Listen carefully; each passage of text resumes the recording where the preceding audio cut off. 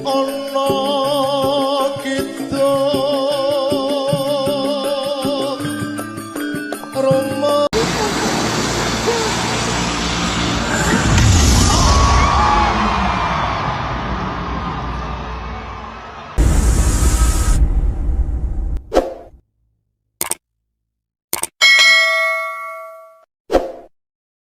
Kadipaten Blitar acarane bersih desa nduk. Wah iya. Iki wis kelebu agenda rutin tiap tahun ngono. Bersih desa yang pada intinya ya kuwi wujud rasa syukure masyarakat kang lenggah mapan ana ing desa Ngadipura marang kabeh kenikmatan kang wis diparingake saka Gusti Allah. Oh nggih yo heeh. Iya. Dene taun iki, awake dhewe sak kanca kang ketiban sampur pinercaya paring lelipur, nggelar kelir gantung gong menghibur warga masyarakat Ngadipura. Wah hebat. Ing ngatasé awake dhewe lagi sepisan mrene nanging antusias lan apresiasi warga masyarakat kene luar biasa yo, Mak. Wah, tenan tak acungi jempol kok, Nduk. Ngono. Penonton kebak wiwit sore, kamangka lagi sepisan iki sowan ngono. Mula itung-itung awake dhewe sowan ana ing kene uluk salam karo para warga masyarakat kene. Nggih. Ora arep apa-apa kok, Nduk, tenan.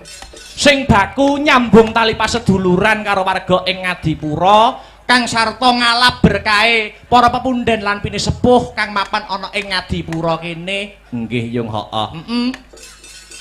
Mula wis sak wajibe aku karo Biyung ngaturke panuwun marang para pepundhen Ngadipura ya, Mak. Bener, Nduk, heeh. Ngaturke panuwun kang tanpa pepindhan, terima kasih yang sangat banyak kula kunjukaken setunggal. Nuwun inggih Bapak Kepala Desa Ngadipura, nuwun inggih Bapak Eko, Kang angka kalih sedaya perangkating desa Ngadipura, ketua panitia Pak Kasun, ingkang boten lan sedaya panitia ingkang boten kula sebataken setunggal mbaka setunggal, ingkang sampun ikut andil mensukseskan lumadining adicara bengi iki. Wah iya nggih ya. Uga ora lali ngunjukke matur nuwun marang sedaya lapisaning masyarakat Ngadipura ingkang sampun paring kapercayan kula sak kanca paring hiburan wonten papan mriki. Nggih yo heeh. Alhamdulillah. Tur aku ki niteni kang sarta nyawang kahanane desa Ngadipura kene. Oh ngono. Kene iki kelebu desa sing komplit tok, Nok. Desa sing komplit. Agamane kuat, budayane ya kecekel. Oh ngono. Dadi agama karo budaya mlaku berjalan seiringan. Oh ngono. Mlaku bareng. Oh, agama karo budaya ki aja digathuke, aja dicampurke, mengko ndak warsuh. Oh ngono. Ibarate kaya ril sepur kae. Oh, ril sepur. Ril sepur kae tengen karo kiwa mlaku bareng. Ning yen digathuke sepure tabrakan. Oh ngono. Dadi kene iki agamane ya kuat, budayane ya kecekel. Wah tenan kok. Imane para warga masyarakat ning Ngadipura ki hebat luar biasa. Kok nganti masjid adzan Allahu Akbar, Allahu Akbar, masyarakat Ngadipura gerutuk ning sawah.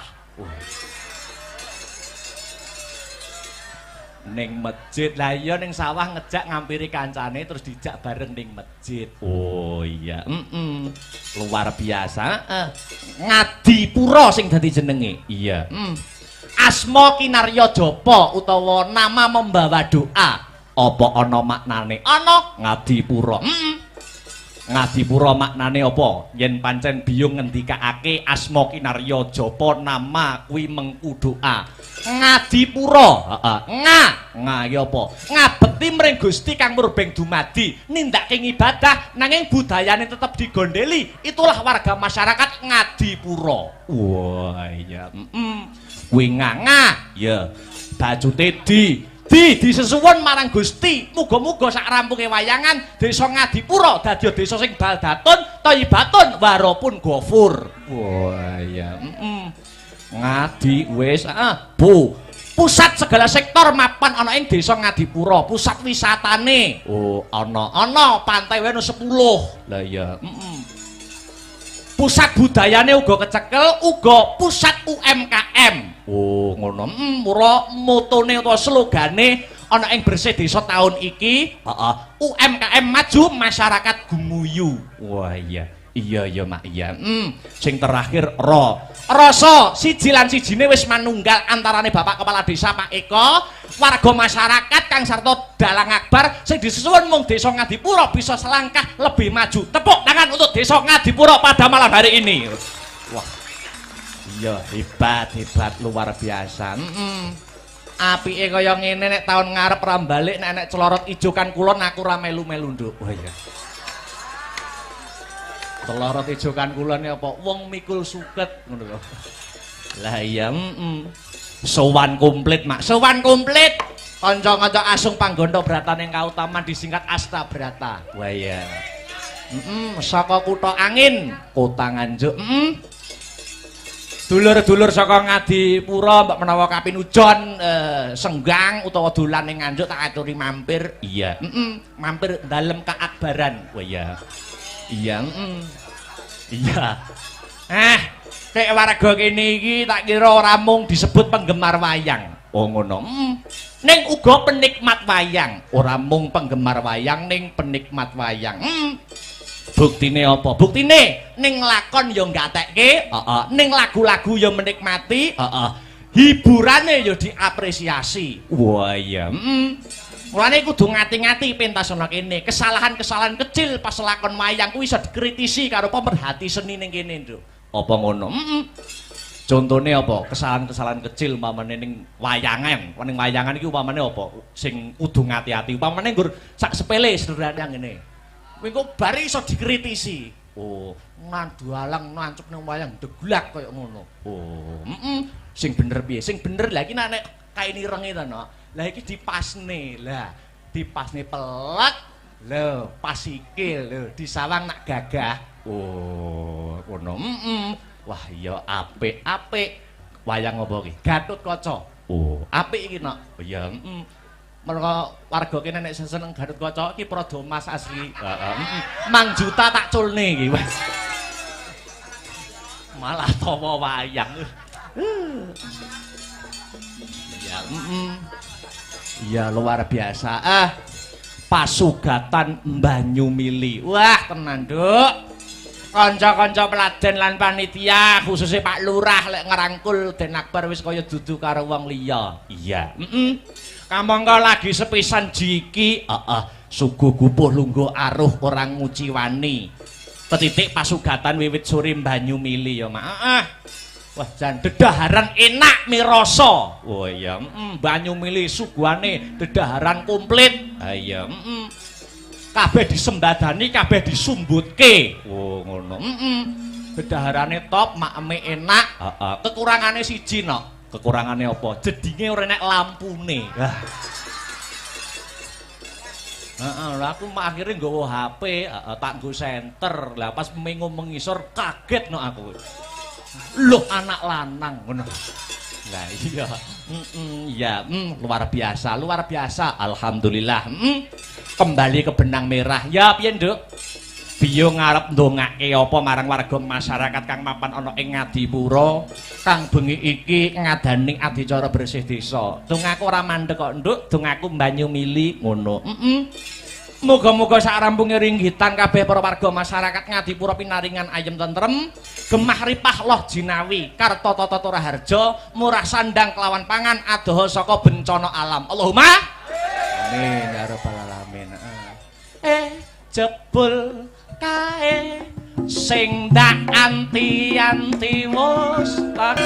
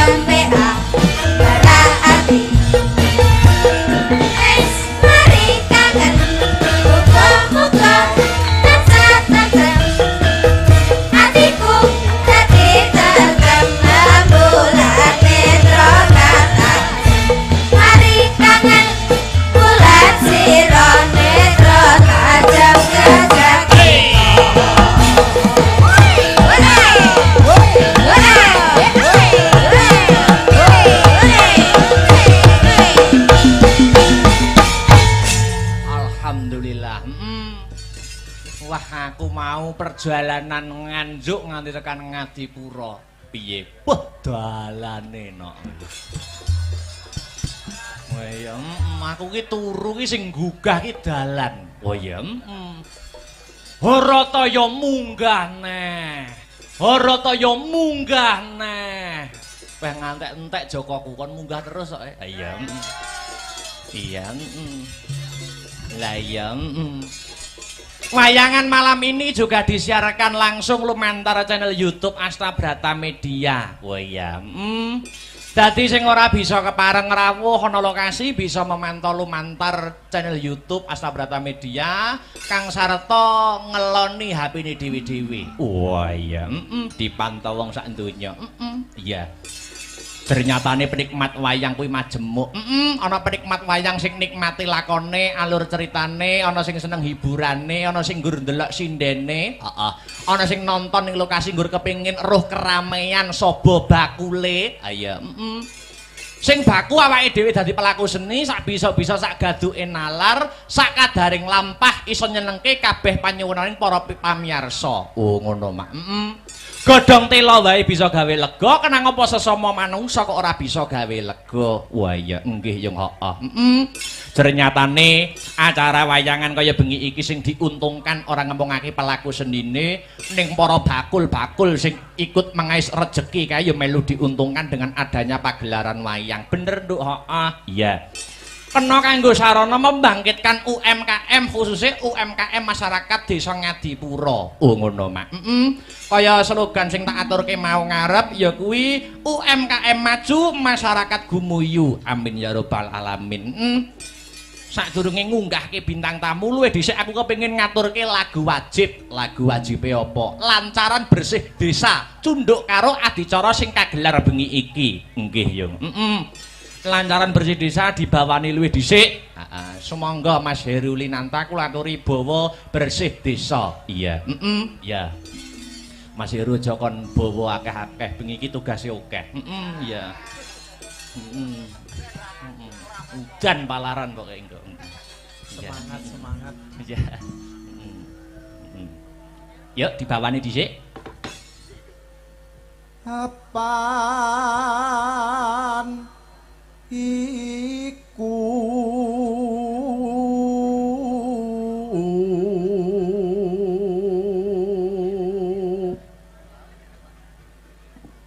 dadi kewajiban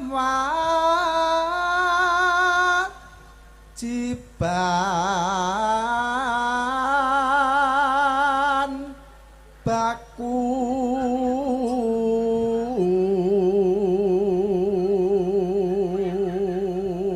season hiburan ana ing wayangan kuwi ping 2, heeh. Limbukan karo gara-gara. Nek limbukan wayange cangik limbuk wis biasa. Biasa, lumrah diganti-ganti no. Ayo. Diganti sapa? Pak Dalang.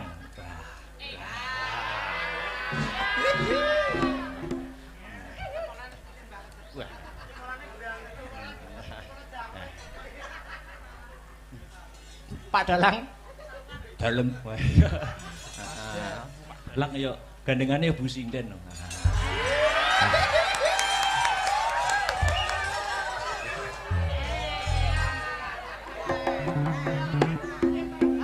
lanjut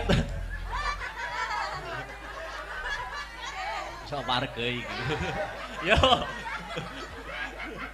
lanjut ayo bersih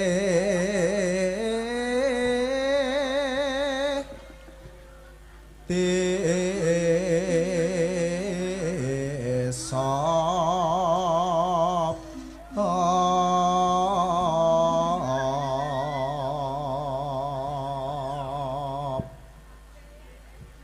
murih adoh